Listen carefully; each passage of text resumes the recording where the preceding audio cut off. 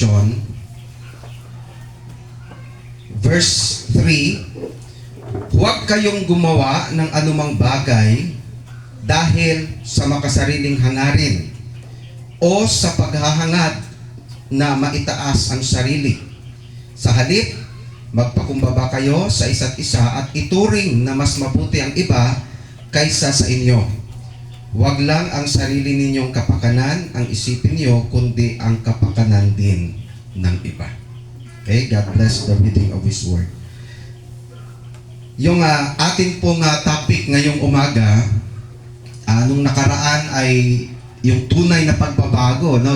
We are studying about transformation.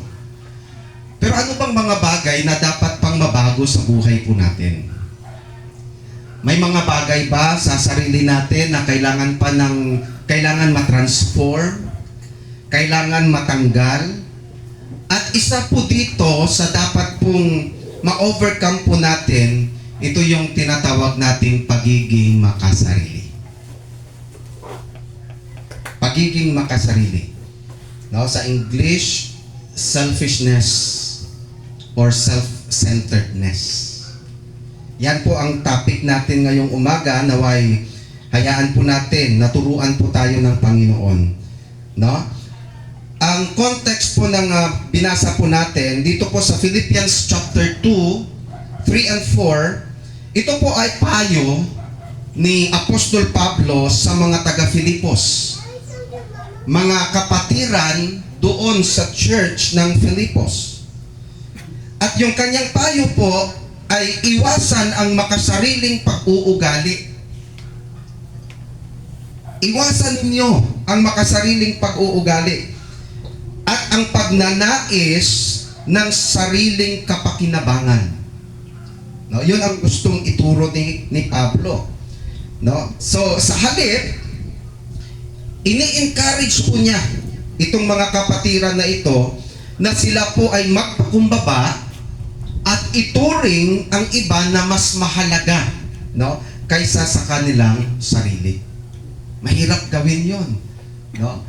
Na gawin natin na yung ibang tao ay mas mahalaga kumpara sa sarili po natin. At ito yung gustong ipaabot ni Pablo. Now, itong talata or ang mga talatang ito ay bahagi po ng kanyang paghihikayat sa mga Kristiyano na maging mapagpakumbaba. No? Humility. At maglingkod sa isa't isa na sumasalamin sa halimbawa po ng ating Panginoong Hesukristo. No? Ano bang ginawa ni Kristo? Ibinigay niya ang kanyang sarili para sa ikabubuti ng nakararami. Di ba?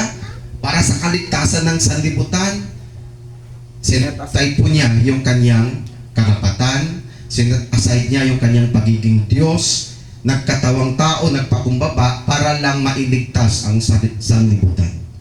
No? At yan ang halimbawa po na ginamit ni Pablo. Now, isa sa mga masasamang pag-uugali na meron ang tao, ito pong tinatawag nating pagiging makasarili. Okay? At bilang Kristiyano, minsan andyan pa yan sa atin. Sumisingit din. No? Kaya nga kailangan natin mapagtagumpayan. So isa ito, ang pagiging makasarili, pakinggan po natin ito. Ang pagiging makasarili ay isang masamang pag-uugali. Okay? Ulitin ko po ha. Ang pagiging makasarili ay isang masamang pag-uugali at ito ay itinuturing na kasalanan. Now, as far as God is concerned. Ito ay masamang pag-uugali na itinuturing na kasalanan sa Diyos na kinakailangan ma-overcome natin bilang mga Kristiyano at tagasunod ni Kristo. Okay? Now, sa kontekstong Kristiyano, ang pagiging makasarili ay kabaliktaran sa turo po ni Kristo. No, tinuturo po ni Kristo patungkol sa pagmamahal.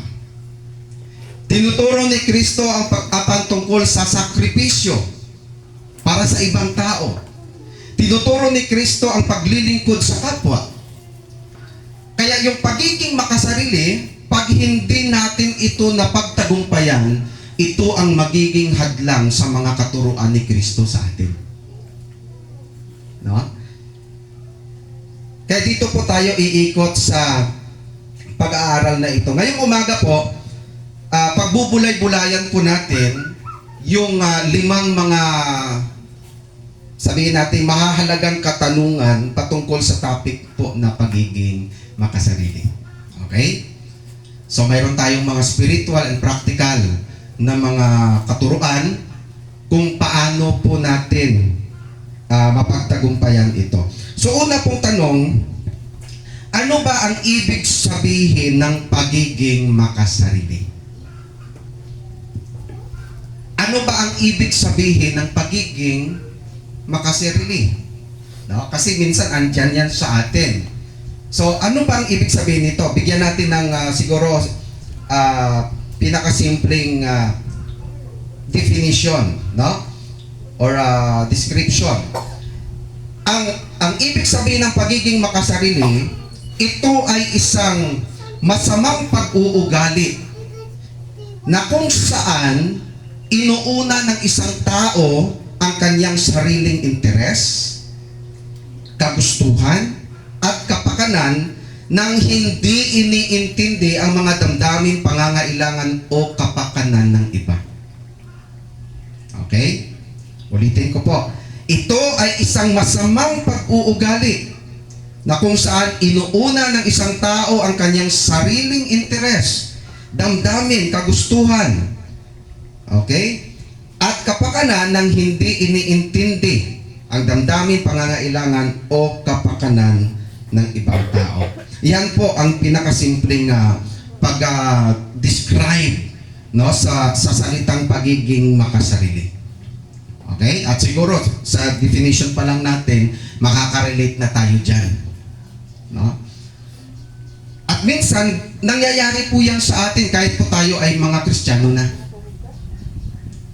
Na mas iniisip po natin yung ating sariling interes.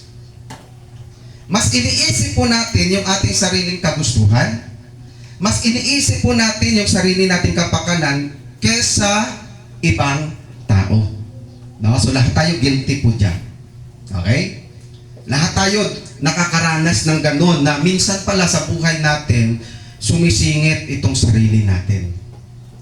Kaya nga sabi ni Jesus Christ, no, if you want to come after me, let him deny himself. At napag-aralan natin sa Sunday School kanina na isa sa kalaban natin, self. Kaya pag hinayaan natin yung self ang mangibabaw, lahat ng gusto ng self, yun yung gagawin natin. No? Sarili kong interes, sarili kong kapakanan, kasi nangingibabaw si self. Kaya sabi ni Jesus Christ, kung gusto mong sumunod sa akin, deny yourself. Kasi ang sarili natin ang hahadlang sa mga itinuturo ni Kristo. Paano natin ipakita yung pagmamahal sa kapwa? Paano natin ipapakita yung paglilingkod sa kapwa kung nangingibabaw yung sarili natin? Yan ang point dito. So okay na po dito yung question na anong ibig sabihin ng pagiging makasarili. No, naintindihan na natin ito. Now, ngayon, punta tayo sa pangalawa. Kanino nagsimula ang pagiging makasarili? Sa palagay ko ninyo. Okay? Babalikan natin yung pinagmulan. Kanino po nagsimula ang pagiging makasarili? No, ang pagiging makasarili ay madalas na iniuugnay kay Lucifer, no, na naging Satanas na. Dahil sa kanyang pagnanais na maging katumbas o higit pa sa Diyos, na nagdulot sa kanyang pagbagsak. Okay, alam natin na yung kasalanan ni Lucifer ay pride. Pero kasama doon sa pride na yon ang pagiging self-centered. Okay? Napansinin natin yung mga talata. Buksan po natin ang Isaiah chapter 14. Isaiah chapter 14, and let us read verses 12 hanggang verse 15. Okay, unahin po natin sa English translation. Verse 12. How art thou fallen from heaven, O Lucifer, son of the morning? How art thou cut down to the ground, which didst weaken the nations? Verse 13. For thou hast said in thine heart, I will ascend into heaven. I will exalt my throne above the stars of God. I will sit also upon the mount of the congregation in the sides of the north. I will ascend above the heights of the clouds. I will be like the Most High. Yet thou shalt be brought down to hell, to the sides of the pit. Okay? Now, ang mga talatang ito ay kadalasang inaakibat kay Lucifer na naging Satanas. No? Sumikat yung araw. Praise the Lord. No? Pamaya, uulan. Praise the Lord pa rin. No? So ito po, ang talatang ito, mapapansin po ninyo kung paano po nahulog si Satanas, si Lucifer. Okay? Basahin ko siya sa Tagalog. Paano ka nahulog mula sa langit, o tala sa umaga, anak ng umaga? Paano ka nalaglag sa lupa, ikaw na nagpahina sa mga bansa? Sapagkat sinabi mo sa iyong puso, aakyat ako sa langit. Itataas ko ang aking trono sa ibabaw ng mga bituin ng Diyos. At uupo ako sa bundok ng kapulungan, sa mga dulo ng hilagaan.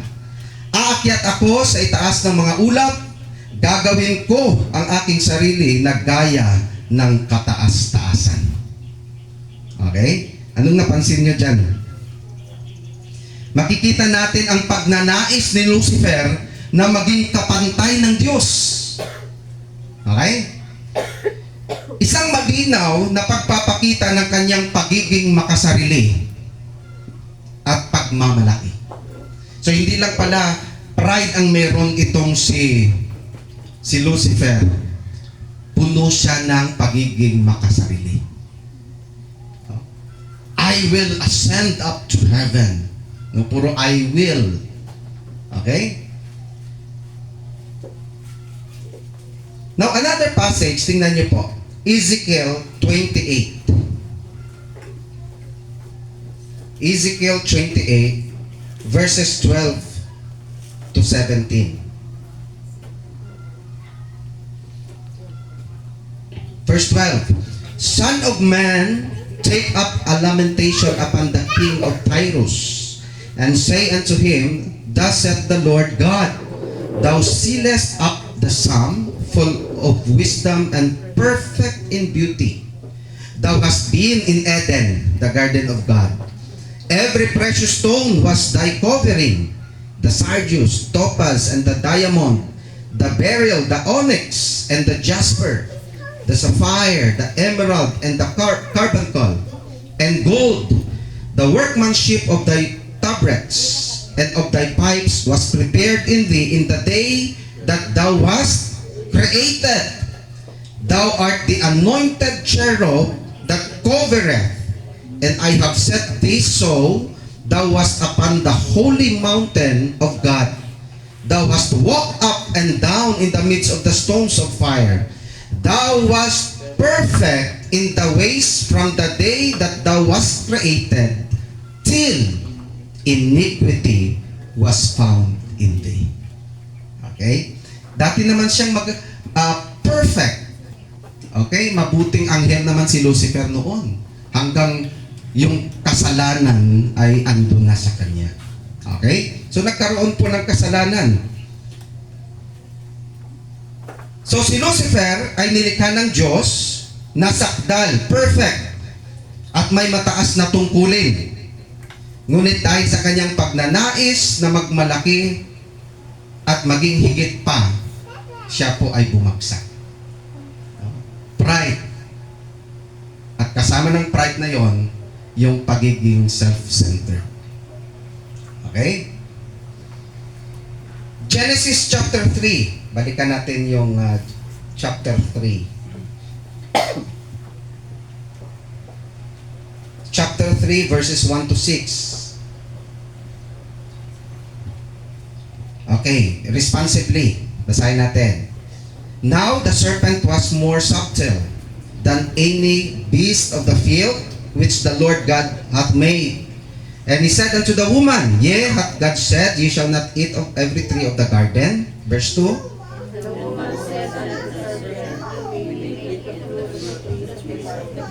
But of the fruit of the tree which is in the midst of the garden, God hath said, Ye shall not eat of it, neither shall ye touch it, lest ye die.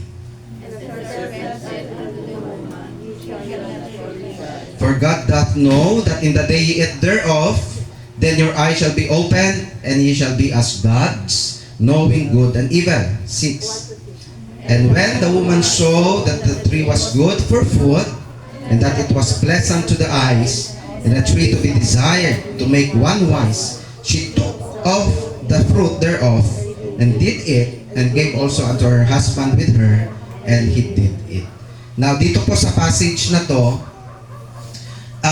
ipinamalas ni Lucifer ang kanyang makasariling hangarin. Okay? Dito makikita natin yung pagiging self-centered niya. So, ipinakita po niya yung pagiging makasarili sa pamamagitan ng pagtukso nito kay Eva. Okay? Tinukso niya si Eva na sumuway sa Diyos upang magkaroon ng karunungan at kapangyarihan na katulad din ng Diyos. Pero alam na natin ang story. No? Si Eve na-deceive, si Adam nag-disobey. No? Now, itong mga tatlong passages na to, mga minamahal, ito po ay nagpapakita lamang kung saan ba nagsimula itong pagiging makasarili. Si Lucifer, pinasa niya yung ganitong kasalanan kay Adan at Eva. Ngayon si Adan at Eva, sinunod din ang sariling gusto. Hanggang dumami ang tao, nagkaroon din po tayo ng ganong klaseng pag-uugali. Okay? So kung i-trace up natin, doon pala tayo babalik. Paano o kanino nagsimula itong pagiging makasarili? So umpisa po tayo kay Lucifer na namana po natin yung pagiging makasarili na yon. Okay? Kaya nga bilang isang Kristiyano, kailangan natin itong mapagtagumpayan. Kasi kung hindi natin mapagtagumpayan ito or ma-overcome ito, parang sinusunod pa rin natin kung ano ang gusto ng dyablo. No? Kasi yan ang goal niya. Gayahin kung ano ang kanyang ginawa umpisa pa lang. No?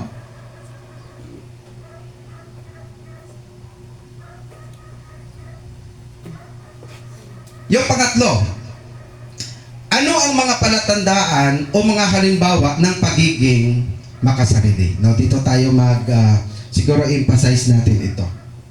No? Mayroon bang mga palatandaan na makita sa atin?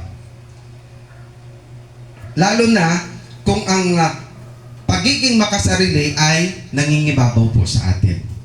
No, ito yung mga bantayan po natin. Ang keyword natin palagi, self.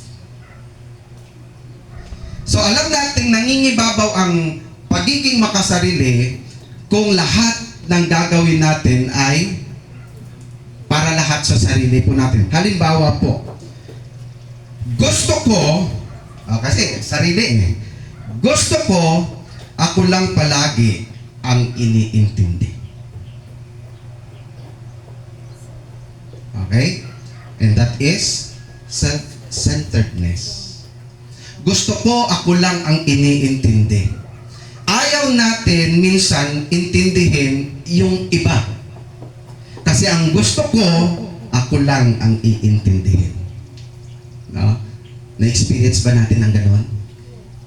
Ayaw natin pakinggan yung katwiran ng iba kasi gusto ko, ako lang ang intindihin. And that is self-centeredness. limitado yung isip natin sa ibang tao. No? Ayaw natin intindihin yung ibang tao kasi gusto natin tayo lang ang iintindihin. Gusto ko ako lang palagi ang iniintindi. Bantayan po natin yan. Pag meron na po tayong ganyang pag-uugali, nangingibabaw po yung pagiging self-centered. Gusto ko ako lang palagi ang masusunod. May mga ganun ba tayong pagkakataon? Gusto ko ako lang masunod. No? Yan ang isa sa mga symptoms na talagang self-centered tayo. Gusto ko ako lang ang masunod. Okay? Gusto ko ako palagi ang bida. O, may mga ganun pa tayo. Kasi si self, gusto niya talaga, sikat siya. No, at bantayan po natin yan. Ang mundo na ginagalawan po natin, pinupush ang sarili na itaas. Kaya sa mga tao ngayon, sige, bakit ako nagtrabaho ng ganito? Gusto ko makaganito, gusto ko kasi lahat ng mga title na yan, gusto ko ikapit sa sarili ko. Sino yung itinataas? Sarili. Di ba? Kasi yan ang natutunan natin sa mundo. Ang mundo, tinuturuan tayo, iangat mo ang sarili mo. Okay? Kaya lang, nakakalimutan natin. Tingnan niyo po si Lucifer. Lahat ng maganda na sa kanya. Di ba? Siya ang pinakamaganda, siya ang pinakamakapangyarihan, siya ang pinakagwapo sa lahat ng anghel na nilikha ng Diyos. Anong nangyari? Dumating ang pride. Kasi ang gusto ngayon ni Lucifer, dahil meron siya lahat ng ganon, iangat yung sarili niya. At bantayan po natin yan.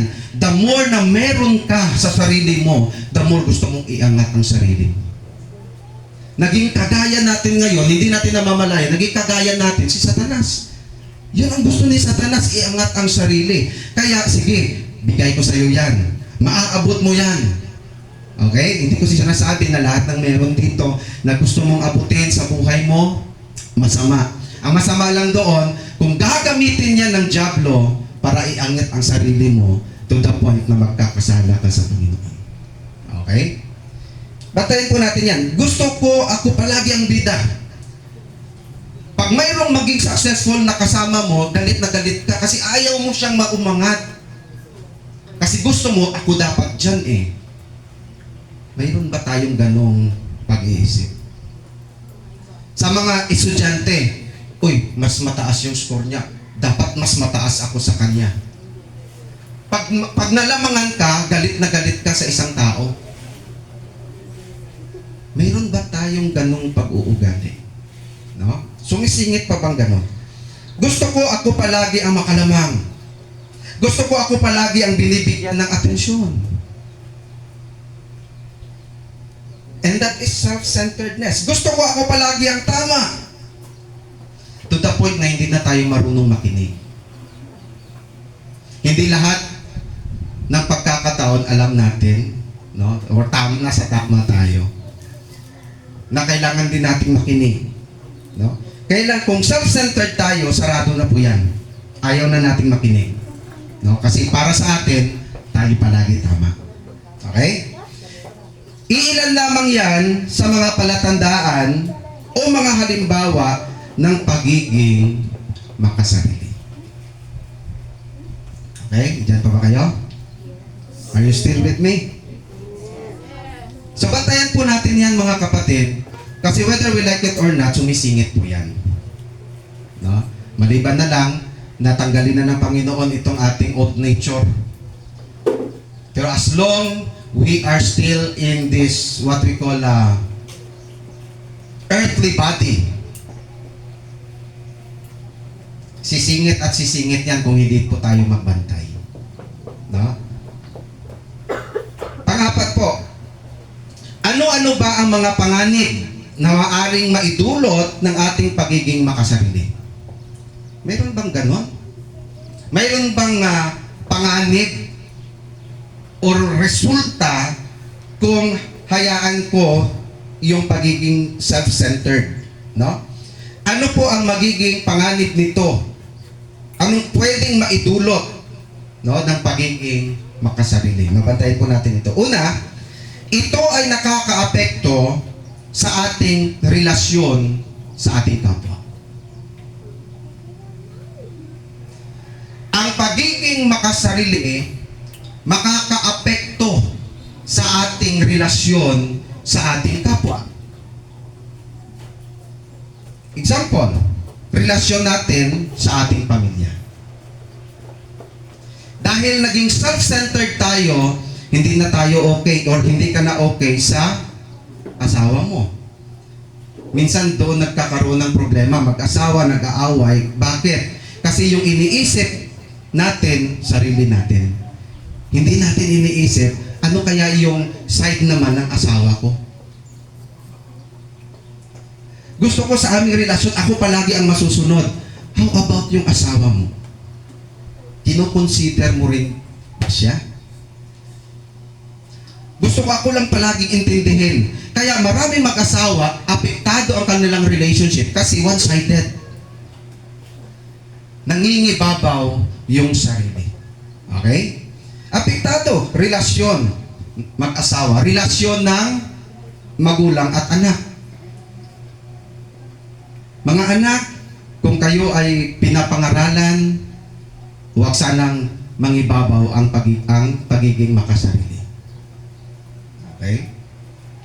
Kaya nagkakaroon ng problema sa isang pamilya kasi isa sa gustong gawin ng dyablo ay manira. Manira ng pamilya. Manira ng relasyon. At hindi natin namamalaya, nagtatagumpay ang dyablo. Bigyan ka lang ng dyablo, pagiging makasarili. Okay? Sa pagkain pa lang, marami kayo. Sa pagkain pa lang, okay, amen. Akin to ha. Akin yan. Ako yung nauna dyan. Okay? Doon pa lang, malalaman na nangingibabaw ang pagiging makasarili. Halimbawa, yung ulam ay lechon. Wala pa, hindi pa tapos yung prayer kung magano na yan. Pagdating sa pila, ay talagang ayaw magpahuli yan. Ako na una. Pansinin nyo yan sa mga pila-pila. Okay? Bakit? Ayaw nating malamangan. Ayaw nating maunahan.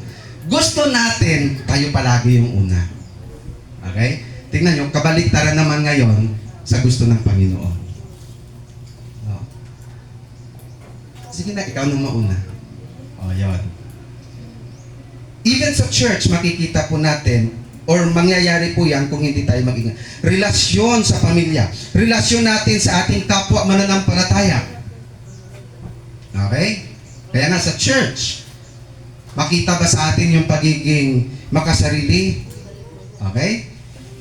Relasyon natin sa mga taong nakakasama natin sa trabaho, sa school, o sa paligid po natin.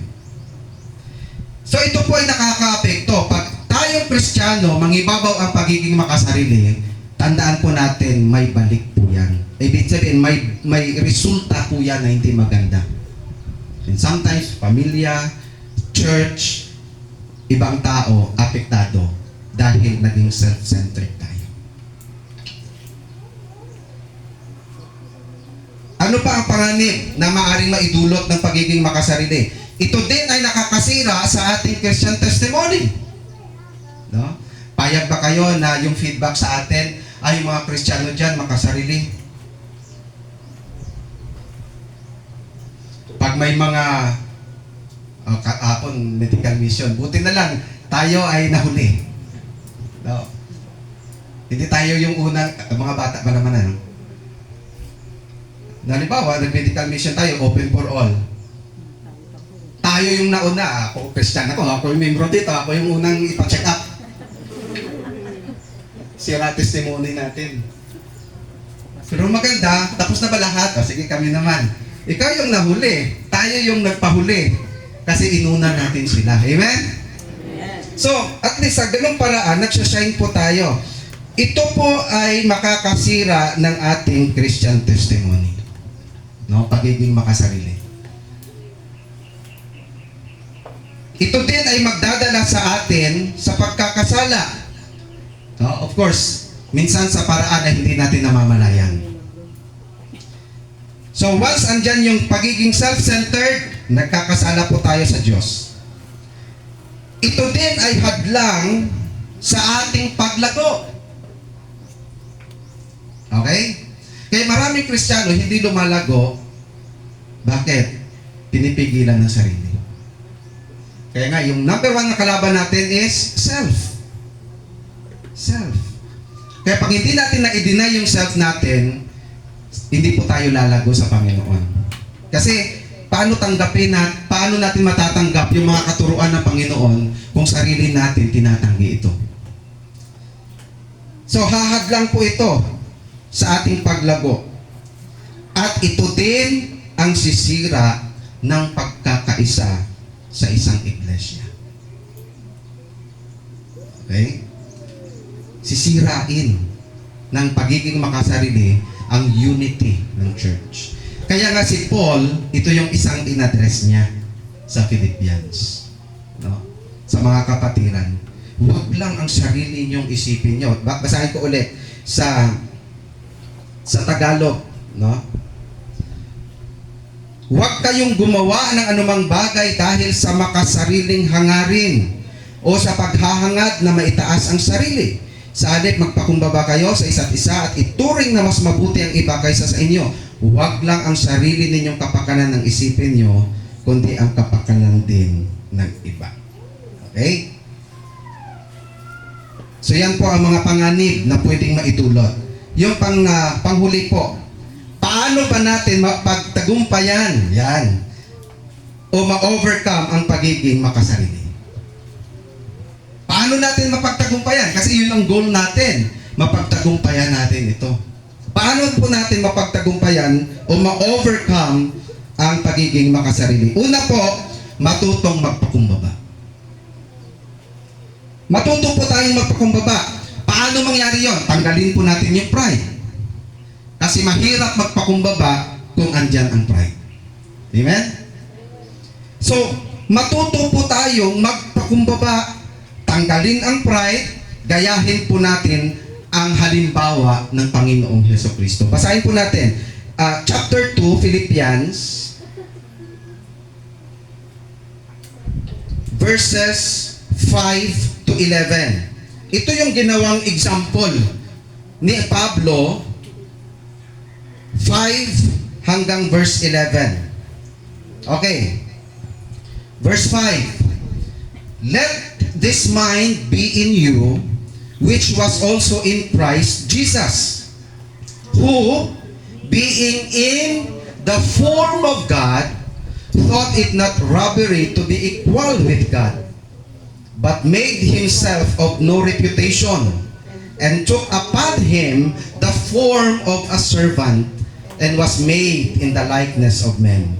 And being found in fashion as a man, he humbled himself and became obedient unto death, even the death of the cross. Wherefore, God also hath highly exalted him and given him a name which is above every name, that at the name of Jesus every knee should bow, of things in heaven and things in earth and things under the earth, and that every tongue should confess that Jesus Christ is Lord, to the glory of God the Father. Kahit ang Panginoong Hesus nagpakumbaba. Anong ginawa niya sa passage na to? Sabi ni Pablo, sinet aside niya yung pagiging Diyos at siya po ay nagkatawang tao. At nung siya ay nagkatawang tao, nagpakumbaba si Jesus, sumunod hanggang sa kamatayan. At yan ang pag-uugaling gusto ni Pablo na ma-develop sa mga Kristiyano. Si Jesus Christ, mayroon siyang karapatan kasi Diyos siya. Pero tinanggal niya yon, no? Tinanggal niya yung right na yon at nagpakumbaba siya para lang matubos ang sanlibutan. At yan yung pag-uugaling dapat ma-develop sa atin, no? Ito sana, ito, ma-enjoy ko pa ito eh. pero kailangan kong isipin yung iba. Okay? Matutong magpakumbaba. Pangalawa, para ma-overcome po natin, hindi lang importante yung pagpakumbaba. Pride, tanggalin po natin yon. Okay? Pangalawa, aminin ang sariling limitasyon. Aminin po natin, hindi lahat ng bagay alam natin. Tama?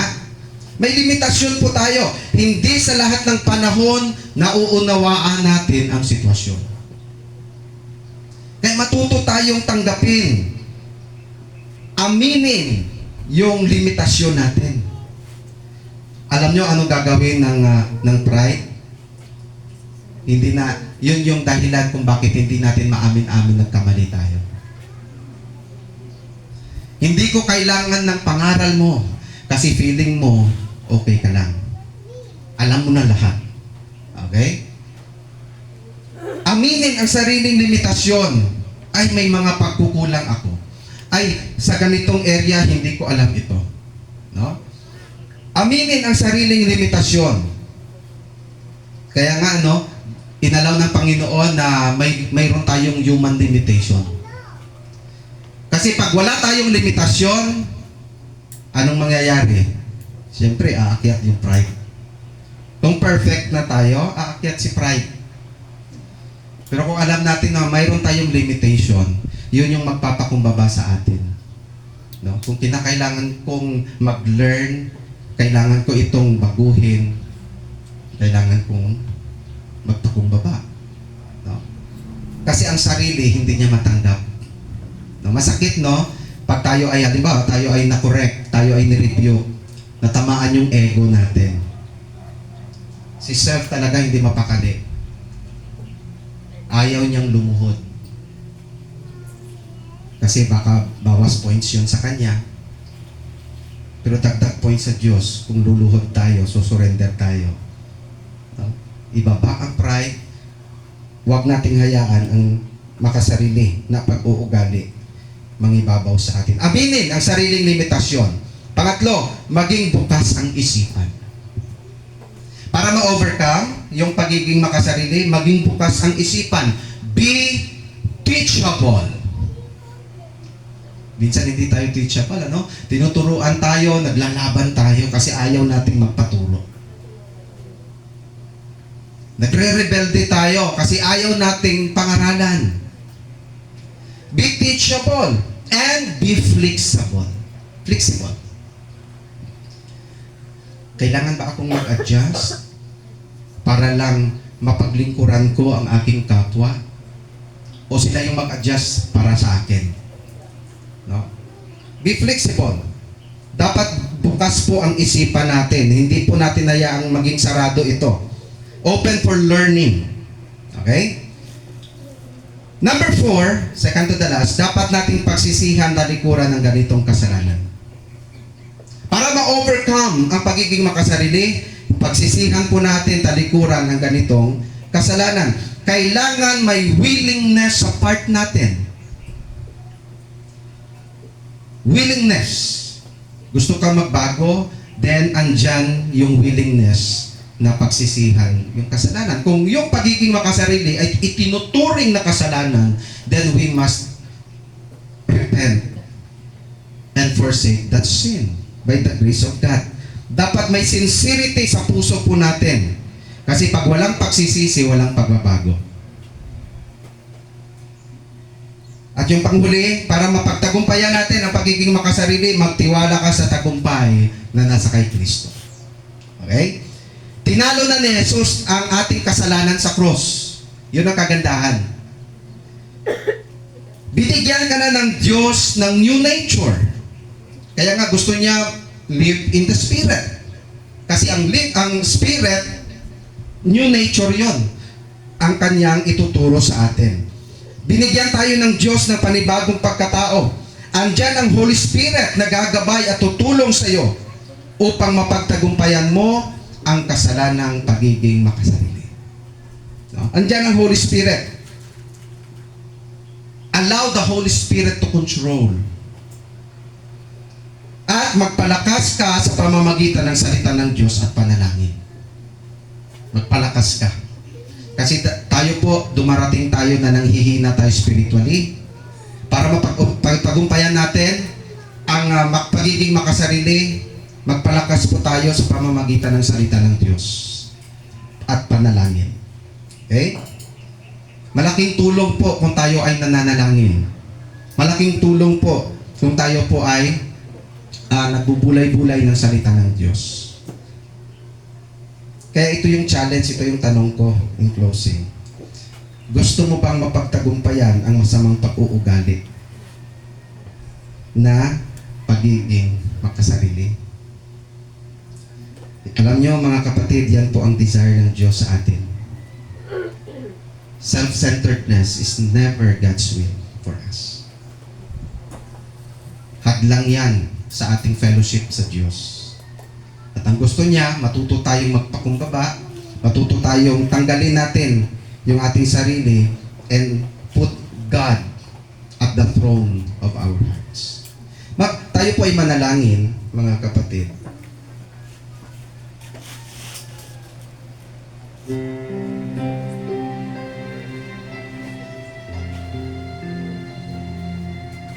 Ito po ang ating challenge at even reflection ngayong umaga.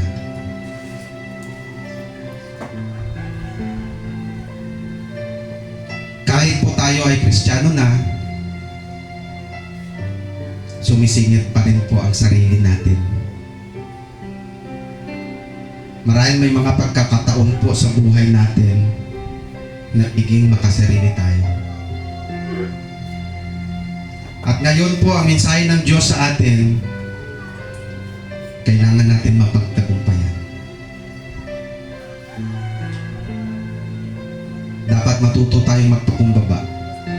At ngayong umaga, magpakumbaba po tayo. Lalapit tayo sa Panginoon. Lord, alam ko makasarili ako. Kaya ang daming naapektuhan sa pagiging self-centered ko. Ngayon na-realize ko, Panginoon, kasalanan pala ito. At ayaw mo ito na manatili sa aking buhay. Lord, patawad po. Sinusuko ko po sa inyo itong aking pagiging makasarili. Lord, alam ko may sarili akong limitasyon. Hindi lahat alam ko. Hindi lahat kaya ko. Lord, tulungan mo akong maging bukas palagi ang aking isip. Sa koreksyon, sa pangaral, sa mga pagtuturo. Lord, patawarin niyo po ako, pinagsisisihan ko ito. Tulungan niyo po akong mapagtagumpayan ang aking pagiging self-centered. Magtiwala ka sa tagumpay na kay Kristo. Nanalo na po si Jesus. All we have to do is to claim that victory. Lord, kung itong pagiging self-centered palagi ito kumakatok sa akin, gusto niyang mangibabaw sa sarili ko. Pero Lord, tulungan niyo po ako na sa araw-araw mapagtagumpayan ko ito. Yan bang prayer natin, kapatid?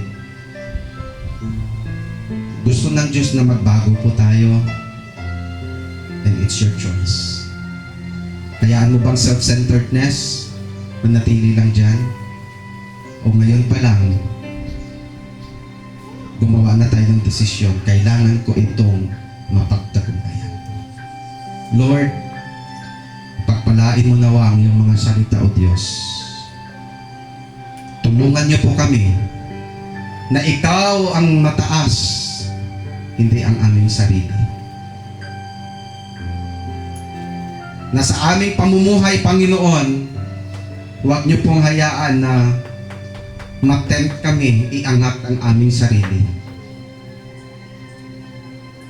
Ikaw dapat, Panginoon, ang makita. Tulungan niyo po kami, baguhin niyo po kami, O Diyos. In Jesus' name. Amen.